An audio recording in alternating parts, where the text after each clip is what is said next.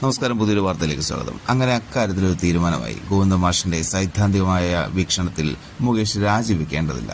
കാരണം എന്താണെന്ന് വെച്ചാൽ, ഈ ധാർമ്മികപരമായാണല്ലോ ഈ രാജിയുടെ ആവശ്യം. അപ്പോൾ അദ്ദേഹം ഇപ്പോൾ ധാർമ്മികപരമായിട്ട് രാജിവെച്ചാൽ അദ്ദേഹം കുറ്റക്കാരനല്ലെങ്കിൽ തിരിച്ചു വരാൻ പറ്റത്തില്ല. പക്ഷേ അങ്ങനല്ല ഗോവിന്ദ മാഷെ, തിരിച്ചു വരാൻ പറ്റും. കാര്യം എന്താ വെച്ചാൽ, ഓരോ ഇലക്ഷൻ വരും, അത്രയല്ലേ ഉള്ള കാര്യം. ഇലക്ഷൻ വരുമ്പോൾ അദ്ദേഹം 2 വട്ടം MLA ആളാണ്. അപ്പോൾ അദ്ദേഹത്തെ ജനങ്ങൾക്ക് അത്ര ഇഷ്ടമാണെങ്കിൽ മൂന്നാമതും അദ്ദേഹം തന്നെ MLA ആക്കൂ. പക്ഷേ നിങ്ങൾക്ക് തന്നെ ഉറപ്പുണ്ട് എന്തുകൊണ്ട് അദ്ദേഹം ഇനി MLA ആവില്ല. മിക്കവാറും CPM കാൻഡിഡേറ്റ് പോലും അവിടെ നിന്ന് ജയിക്കത്തക്ക രീതിയിലേക്ക് കളം മാറ്റിയതിൻ്റെ മുഖ്യ കാരണം മുകേഷ് തന്നെയാണ്.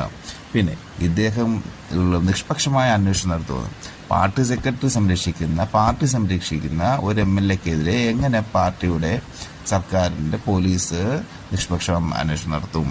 അതിലും തമാശ, ഈ അന്വേഷണ സംഘത്തിന് അറസ്റ്റ് ചെയ്യാനുള്ള അനുവാദം ഇതുവരെ ഇല്ല. നാളെയാണ് കോടതി ജാമ്യാപേക്ഷ പരിഗണിക്കുന്നത്.